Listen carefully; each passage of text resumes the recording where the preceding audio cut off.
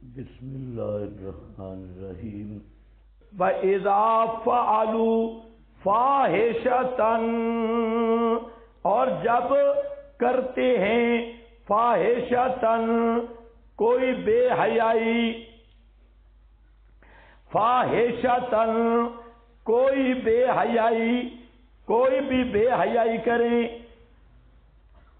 اور کوئی بے غیرتی کریں، قالوا وجدنا علیہ آباءنا، 100 دلیل کی ایک دلیل، کہا انہوں نے پایا ہم نے اس پر اپنے بزرگوں کو، واللہ امرنا بہا، اللہ نے ہمیں حکم دیا اس کا، فرما دیجئے بے شک اللہ نہیں حکم دیتا بے حیائی کا، اتقولون، کیا تم کہتے ہو پر اللہ کے وہ چیز جو تم جانتے نہیں، قل امر ربی بالقسط، فرما دیجئے حکم دیا میرے رب نے مجھے، امر ربی، فرما دیجئے حکم دیا میرے رب نے، بالقسط، انصاف کے ساتھ یا انصاف کرنے کا، وَأَقِیمُوا وُجُوهَکُمْ، اور یہ کہ قائم رکھو اپنے چہروں کو،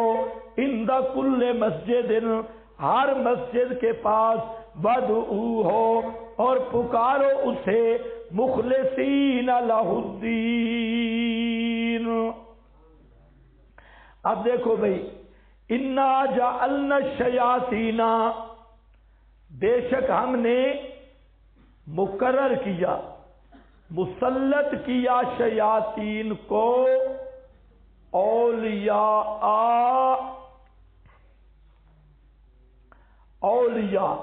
مطلب کیا ہے، شیطانوں کو ہم نے ان پہ ایسا مسلط کیا کہ وہ شیطان انہیں گمراہی میں بڑھاتے رہتی ہیں۔ شیطان گمراہی میں کس طرح بڑھاتی، اس کی بہت سی صورتیں، مثلا ایک صورت وسوسہ، دوسری صورت تزجیل، تیسری صورت کہ خوابوں میں اور عالم بیداری میں مختلف شکلوں میں آنا، اور اسی طرح قبروں اور بتوں سے آوازیں دینا، اور عاملی تعویذوں والوں کے پاس ان کا جھمگھٹا ہونا، اور وہاں پر قسم و قسم کے کرتب کرنا، یہ سب، اور ہے بھی عام، شیاطین الانس بھی شیاطین الجن بھی، لیکن یہ کس پر مسلط ہوتے ہیں؟ گمراہ کرنے کے لیے، للذین لا، واسطے ان کے جو ایمان نہیں لاتے، بے ایمان آدمی، مشرک آدمی، اس پر شیطان کا تسلط ہوتا ہے اور وہ انہیں گمراہی میں آگے ہی ریس لگواتی ہیں۔ وَإِذَا فَعَلُوا، اور جب کریں فَاحِشَةً، فَعَلُوا خیال کرنا ہے، جب بھی کریں کوئی بے حیائی، اس بے حیائی سے کیا مراد ہے؟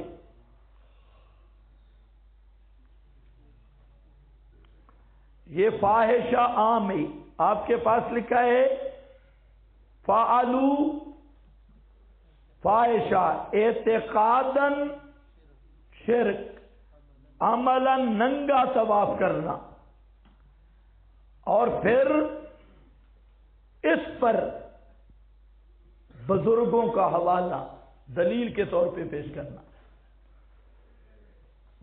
کتنی چیزیں آئی بے حیائی میں؟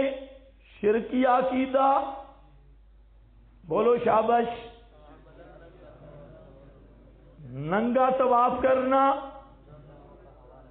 اور بزرگوں کا نہیں، بزرگوں کے حوالے کو دلیل سمجھنا۔ آباؤ اجداد کے فعل قول کو کیا سمجھنا؟ دلیل سمجھنا۔ کتنی بے حیائیاں تھیں؟ 3، یہ تینوں ملتی جلتی ہے۔ شرک ننگا طواف اور آباء و اجداد کے قول کو حجت ماننا، دلیل ماننا، یہ سب کیا ہے؟ فاحشہ کا فرض ہے، اور تینوں ایک جیسی بے غیرتی ہے۔ شرک بھی بے غیرتی، ننگا ہونا بھی بے غیرتی، اور آباء و اجداد کی بات کو حجت بنانا یہ بھی بے غیرتی۔ اگر کوئی مولوی آپ کے سامنے کسی بزرگ کے قول کو شرعی دلیل کے طور پہ پیش کرو، اس کو کہو گدھیا اتنی بے حیائی کی، اس سے تو بہتر تھا تو شلوار اتار لیتا ہے۔ تیرا ننگا ہونا اور کسی بزرگ کے قول کو شرعی دلیل بنانا ایک کھاتے میں، اور یہ بھی ہے فاحشہ، وہ بھی ہے فاحشہ، ایک ہی جیسی بے حیائی ہے۔ دیکھو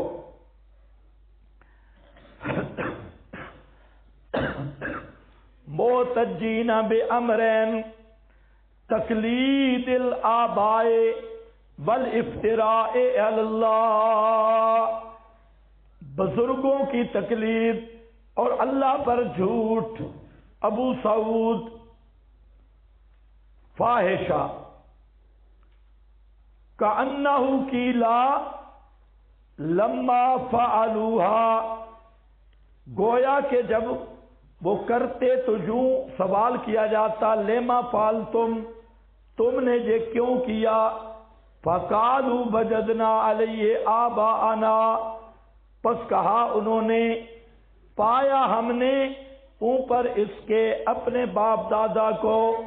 فقیل لما فعلها، کہا گیا انہوں نے کیوں کیا تھا؟ فقالوا اللہ امرنا بہذا، اللہ نے ہمیں اس کا حکم دیا تھا۔ دونوں صورتوں میں یمنع التقلید اذا قامت دلیل بخلافہ لا مطلقا، ابو سعود کی عبارت ذہن میں رکھنا، دونوں صورتوں میں آباء کی اتباع ہو یا آگے امرنا بہذا ہو، دونوں صورتوں میں تقلید منع ہے۔ تقلید بولو، تقلید منع ہے، لیکن کب؟ جب خلاف ہو کس کے؟ نہ کہ مطلقاً، مطلقاً منع نہیں، جب نص کے خلاف ہو۔ یہ بڑی اہم عبارت ہے بزرگوں، یہ ابو سعود حنفی مفسر ہے۔ یہ جو اہل حدیث حضرات ڈھول پیٹتے ہیں کہ حنفی نص قطعی کے مقابل تقلید کرتے ہیں، حنفی بار بار کہہ رہے ہیں کہ جہاں نص موجود ہو وہاں تقلید ہے ہی نہیں، تقلید ممنوع ہے۔ لیکن اب نص کے مقابل تقلید یہ ممنوع تھی، اہل حدیث نے کیا کیا؟ مطلقاً تقلید کو ممنوع قرار دی۔ حالانکہ یہ تقلید جو نص کے مد مقابل ہے یہ بالکل ممنوع ہے، کسی طرح بھی جائز نہیں۔ جو للڑوں کی تقلید ہے، کس کی؟ ان کی تقلید نہیں، المحنت پہ پکے نہیں ہیں۔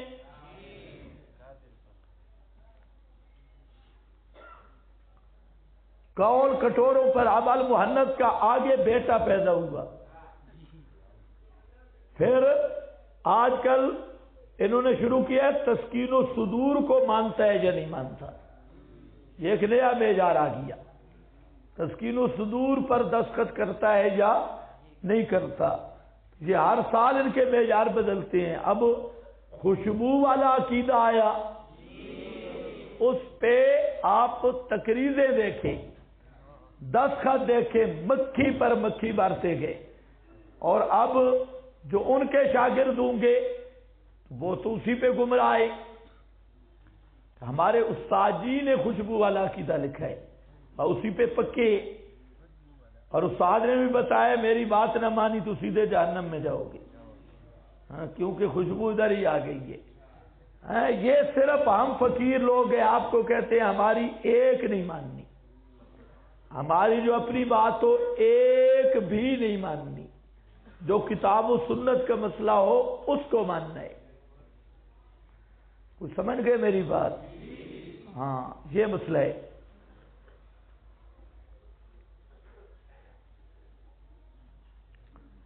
تقلید بریلویت کی، تقلید للہوڑیت کی، یہ تقلید وہی تقلید حرام ہے، اور جو اشاعت التوحید کی تقلید ہے یہ تقلید تقلید محمود ہے۔ ہم نص کے مقابل کسی کی نہیں مانتے، اور نص کے مقابل کسی کی ماننا شرک فی الحاکمیت ہے، جس کا ابھی تک اہل حدیث کو علم ہی نہیں ہوا۔ وہ ڈنگر کہتے ہیں شرک پھر رسالت ہے۔ او گدھے کا بچہ، یہ کون سا تو نے اصطلاح نکالی؟ شرک پھر رسالت، شرک پھر رسالت کیا ہوتا ہے بھائی؟ یہ شرک پھر رسالت کیا ہے؟ یہ ایسے گدھے ہیں ان کو اصطلاح کا بھی کوئی پتہ نہیں۔ یہ شرک پھر رسالت ہو گیا، کیا مطلب؟ رسول صرف محمد مصطفیٰ ہیں، باقی 7 لاکھ رسول آپ کے ساتھ ہوں تو شرک رسالت نہیں بنتا؟ عجیب بات ہے، شرک پھر رسالت، پھر کس چیز میں؟ حالانکہ کہنا یہ چاہیے تھا اگر کہتے کہ یہ منصب رسالت ہے تو یہ بھی نہیں کہہ سکتے تھے، کیونکہ منصب رسالت بھی نطقتی کا بیان ہے، نطقتی کا مقابل نہیں۔ اللہ کرے آپ کو سمجھ آئے۔ رسول کا منصب بھی کیا ہے؟ لتبینا للناس اتبع ما یوحى الی اتل ما اوحی الی۔ تو پتہ نہیں یہ اہل حدیثوں سے پوچھو یار تم نے یہ نئی اصطلاح نکالی شرک پھر رسالت، اس کا کیا معنی ہے؟ اور شرک پھر رسالت نہیں، یہ عقل کے یتیم ہیں، یہ شرک حاکمیت ہے۔ اللہ تعالیٰ کی حاکمیت میں دوسروں کو لے آنا، یہ ایسی عبارتیں ساری جمع کر لیا کرو۔ اذا قامت دلیل بخلاف ہی لا مطلقا، یہ اب ابو سعود، مظہری، بیضابی تینوں تفسیروں میں یہ عبارت ہے، ابو سعود میں بھی، مظہری میں بھی اور بیضابی میں بھی۔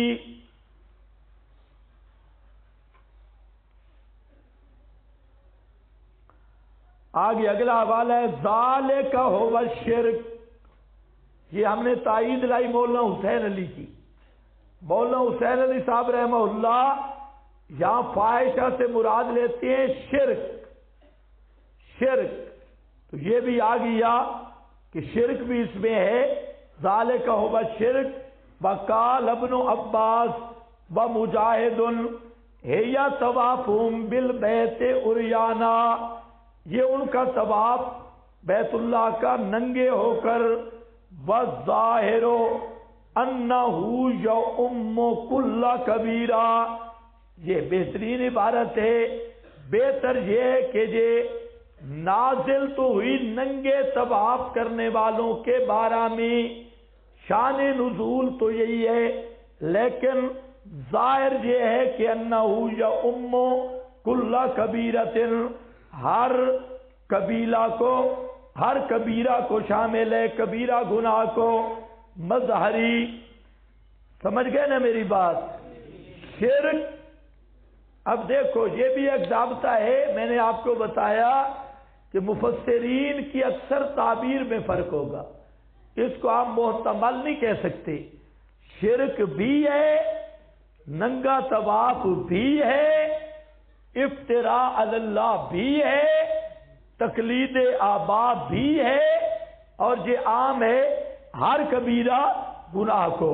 ابن عطیہ کہتے ہیں والفاحشۃ وان کان اللفظ آمن، یہ اگرچہ لفظ عام ہے، اور وہ کیا ہے؟ یا کشف العورت فی الطواف، طواف میں ننگا ہونا. فقد روی عن الزہری انہ قال فی ذلک نزلت هذه الآیات. زہری سے روایت کیا گیا ہے کہ یہ ایتیں اسی میں نازل ہوئی ہیں ننگا طواف کرنے کے بارے میں.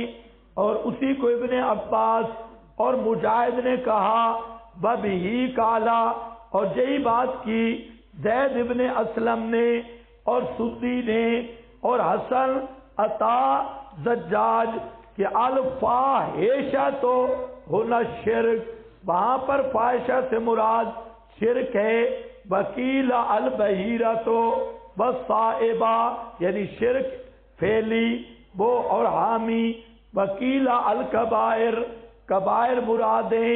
میں کہتا ہوں ہر گناہ کبیرہ مراد ہے جس میں شرک پھیلی بھی داخل ہے اور جس میں یہ ساری چیزیں بے حیائیاں مکمل داخل ہیں. اور آج کی سب رسمیں پٹھانوں کی اپنی رسمیں، پنجابیوں کی اپنی رسمیں، سندھیوں کی اپنی رسمیں، یہ جتنی رسمیں برادری کی ہیں ساری کی ساری اس فاحشہ میں داخل ہیں، کرتے بے حیائی ہیں اور کہتے کہ ہمارے باپ دادا کا طریقہ. اور شیخ الحدیث ان کی کون ہے؟ نانی اور دادی. حدثتنی نانی، دادی.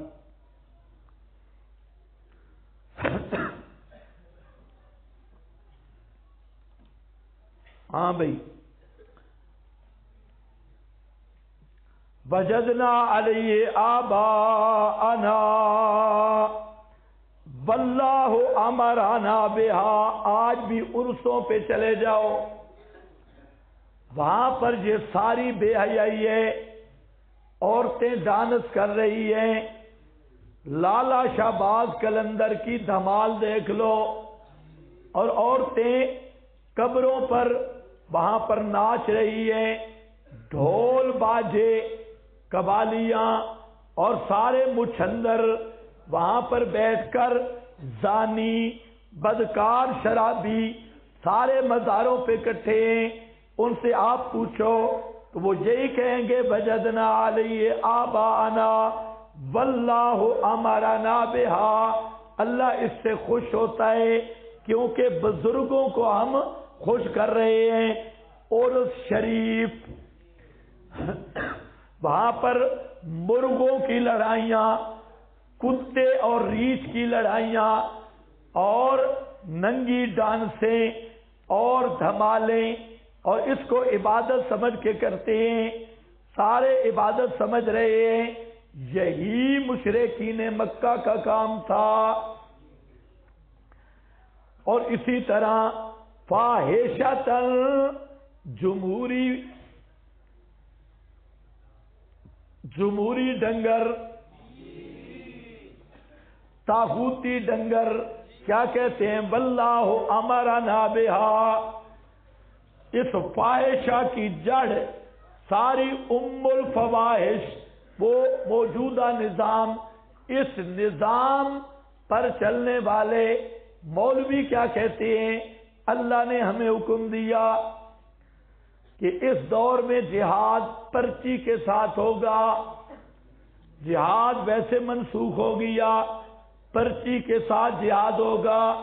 یہ بھی قادیانی مقاصد میں سے تھا. مرزا کو انگریزوں نے نبوت دی اس لیے کہ جہاد کو منسوخ کر دے. تو یہ آج ایک وہ جو مولوی ہے آپ کا عالمی مبلغ، وہ کیا کہہ رہا تھا؟ جہاد کا تو ہم منکر نہیں ہے، لیکن ہر چیز کا وقت ہوتا ہے نا. ابھی جہاد کا وقت نہیں ہے. نماز تو فرض ہے لیکن وقت تو آنے دو نا. اب اس جنگل سے کوئی پوچھے قاتلو حتی لا تکون فتنہ، اس کا کیا معنی ہوگا؟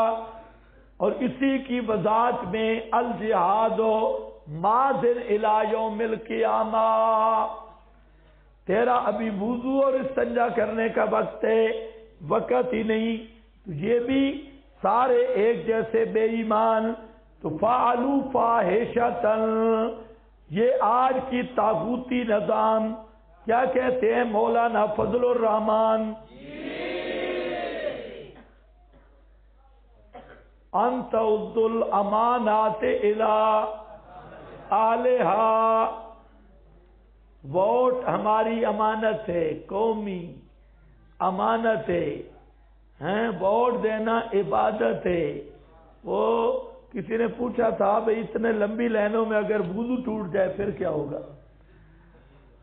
تو ووٹ لینا دینا عبادت ہے، یہ اصل عبادت وہی ہوتی ہے جو اللہ کا حکم ہو، واللہ امرنا بہا۔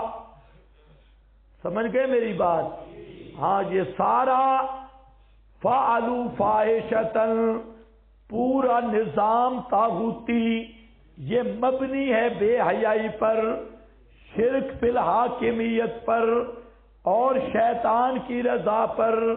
کہتے کیا ہیں ان کا؟ ذرا آپ جب اسمبلی کا اجلاس ہو ان کا سنا کرو، یہ جو انگریزی خدام ہیں، میں کبھی کبھی سنتا ہوں اسمبلی کا اجلاس براہ راست میں کیا کہتے ہیں، وہ بھی حرامی کہتے ہیں ہمارے اکابر نے یہ کیا، جمہوریت کی بقا کے لیے ہمارے اکابر شہید ہوئے، ذوالفقار علی بھٹو نے جان دے دی، شہید ہوا، شہید جمہوریت، اور وہ محترمہ بی بی شہید جمہوریت، لیاقت علی خان شہید جمہوریت، اور یہ سارے جب داڑھی منڈے کھڑے ہوتے ہیں وہاں پر یہ تاش والے پتے شیاطین تو کیا کہتے ہیں ہمارے اکابر نے قربانیاں دی،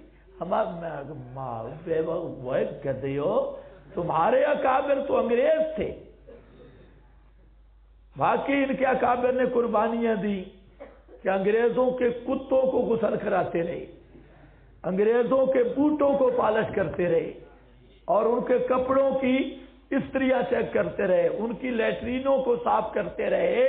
ان کے اکابر کی یہ قربانیاں تھی کہ ان کے پالشی بنے رہے، موچی بنے رہے۔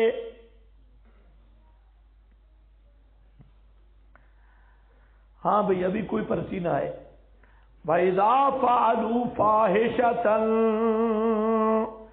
جب بھی کوئی بے حیائی کرتے ہیں، کوئی نیا قانون پاس کرتے ہیں کتاب و سنت کے مخالف جیسے آج ہو رہا ہے، یا کوئی نیا ڈرامہ کرتے ہیں آزادی مارچ کا، عورت کو آزادیاں مل جائیں، یہ اور جتنے ان کے بے ایمانیاں ہیں، اس پہ ایک تو کہتے ہیں ہمارے اکابر کا طریق، اور دوسرا کہتے ہیں واللہ امرنا بہا قل ان اللہ، جواب شکوائے فرما دیجئے بے شک اللہ نہیں حکم کرتا بے حیائی کا۔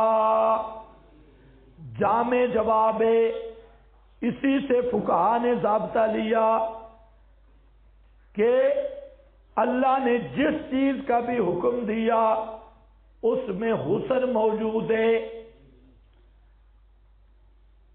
امر الہی میں لا بد لہ من حسن المامور، حسن معمور کا ہونا ضروری ہے، وجہ کہ عامر حکیم ہے اور فعل الحکیم لا یخلو من الحکمہ، تو اللہ نے جتنی چیزوں کا حکم دیا ہے اس کے اندر حسن موجود ہے۔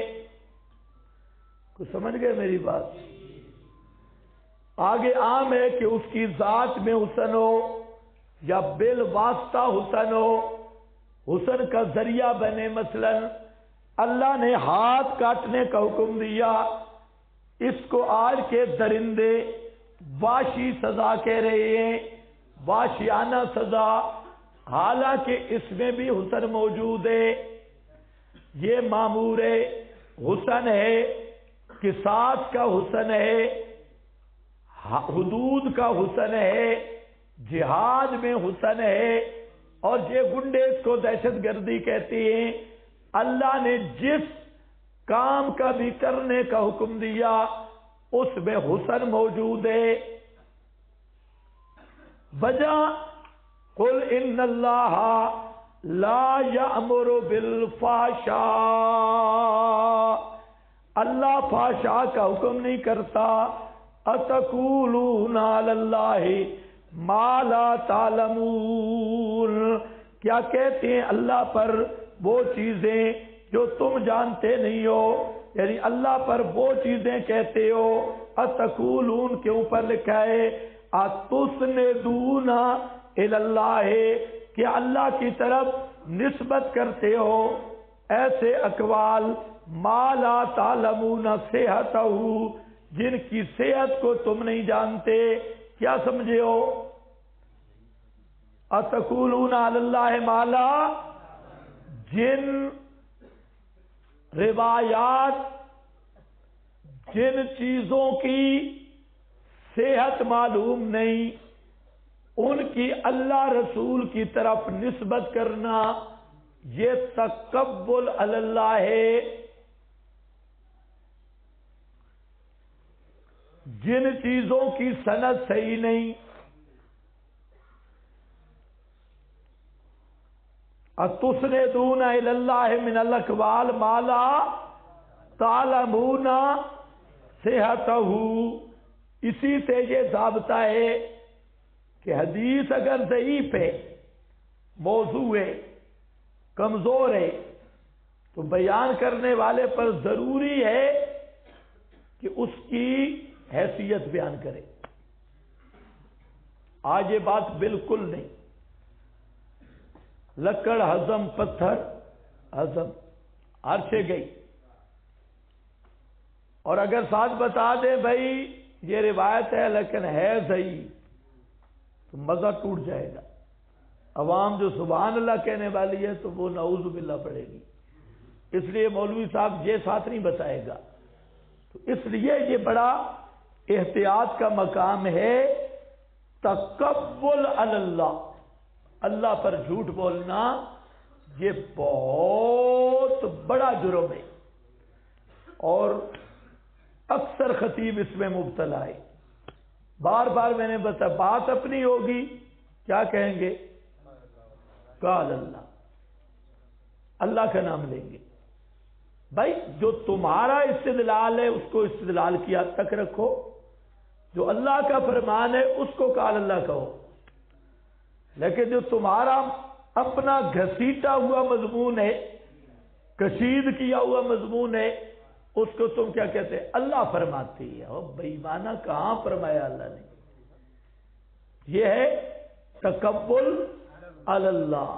اس لیے یہ پہلو آپ کو سمجھ بھی نہیں آ رہا، اس پہلو کا پورا لحاظ رکھو، اور بیان کرنے میں سب سے زیادہ احتیاط درکار ہے کہ جو اللہ کا فرمان ہے وہ اللہ کا فرمان ہو، اور اگر آپ کہنا چاہتے ہیں آپ کہیں اس سے یہ معلوم ہوتا ہے، اس سے یہ چیز ثابت ہوتی ہے، یہ اس چیز کی دلیل ہے، یہ اس طرح کہیں تاکہ یہ بھی پتہ چلے کہ آپ کا استدلال کہاں سے شروع ہوا اور اللہ تعالیٰ نے کیا فرمایا ہے۔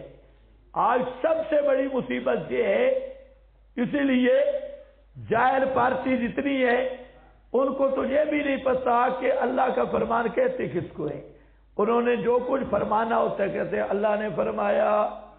ایک خطیب کہہ رہا تھا اللہ نے فرمایا ایشا 5 منٹ ٹھہر جا، 5 منٹ ٹھہر جا۔ کہاں نے پوچھا ڈنگر یہ اللہ نے کہاں فرمایا ہے؟ کہتے ہیں میرا تخیل۔ بھئی تیرا تخیل نہیں ہے، اتقولون علی اللہ ما لا، یہ مستقل کفر کا شعبہ ہے کہ اللہ نے نہیں فرمایا اور یہ کہے اللہ نے فرمایا ہے۔ اگر یہ بیماری نکل جائے سارے مسئلے حل ہو جائیں گے۔